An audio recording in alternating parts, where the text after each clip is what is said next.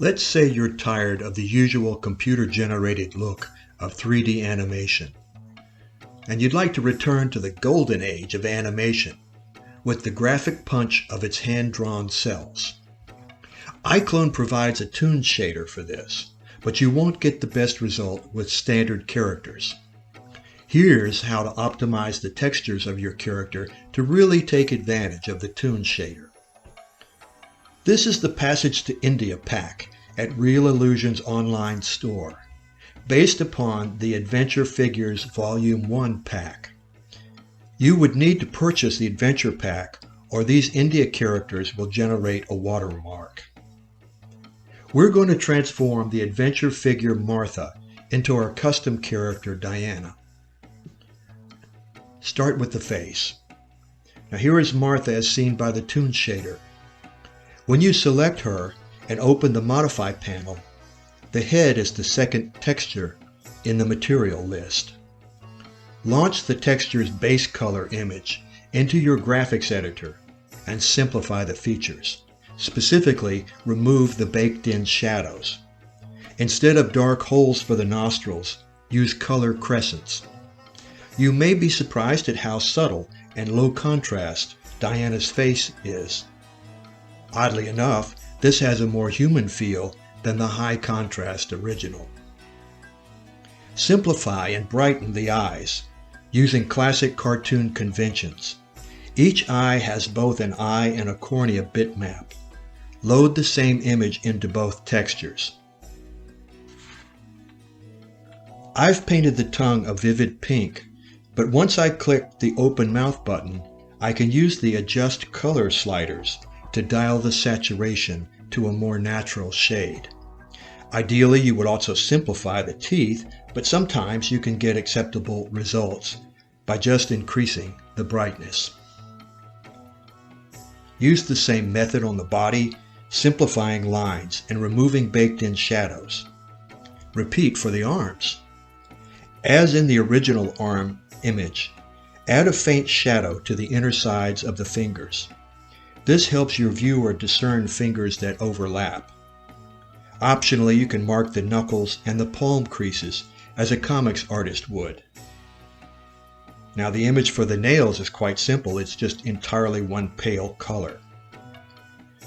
Then treat the legs like the arms. If you're serious, you can mark the knees and ankles. Let's look at one piece of clothing, the sweater. Once you pick the right color for your character, you can add simple lines for the original wrinkles, or just blow them away with a solid color. Obviously, if there are plaids or distracting patterns, you can avoid them. After you complete all these skin and clothing textures, a character still has several other textures such as eyelashes, but you can ignore these.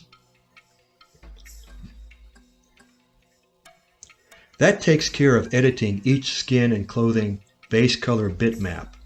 But what about the other bitmaps that belong to every texture? You will often use the opacity channel to hide parts of characters or clothing that collide. The blend channel is valuable for instantly adding decoration to a basic image. The bump map may lend extra contour details to your model, but the other bitmaps can usually just be deleted. Note that the digital human and PBR shader types for any given texture are overkill for the Toon Shader. I convert every texture that I edit to the traditional shader. When you have tweaked each base color bitmap and any of the additional maps that I mentioned, you will still need to optimize each texture's material settings. I zero out all the specular and glossiness sliders and set the diffuse, ambient, and specular slots to white. Set the illumination value for any skin texture to a very high value. Self-illumination for clothing should also be high, but not necessarily as high. The visual panel holds the Toon Shader and lighting controls. Now they say with great power comes great responsibility. In other words, the Toon Shader can get very ugly very fast in the wrong hands, particularly for facial features. That's why the light touch that we applied to editing bitmaps needs to be applied here too. Keep edges minimal and set intensity to 17. For the ink color, choose a muted red to flatter skin. For the toon shades, start with pure black and white, then experiment with color. The default black of the ambient light may be ideal for you, but you can also try white. Then consider washing your scene with colored ambient light and use coordinating toon shades. Now the Toon Shader by its very nature depends upon just a single light. You may or may not be able to get good results with iClone's default lights. Most of the time you'll use the Create Light command to introduce a directional light. Select your directional light and you can swivel it around to find the best lighting angle for your scene. Then go to the Modify panel where you can adjust its multiplier and shadow settings for the best result. And there you have it. A recipe for tuning any prop or character that can be loaded into iClone. If you want to see this in action, visit the General Picture Animation Shop by searching for keyword India. That will take you to the Passage to India project. If you'd like to see more of my videos, punch the subscribe button. And thanks for watching.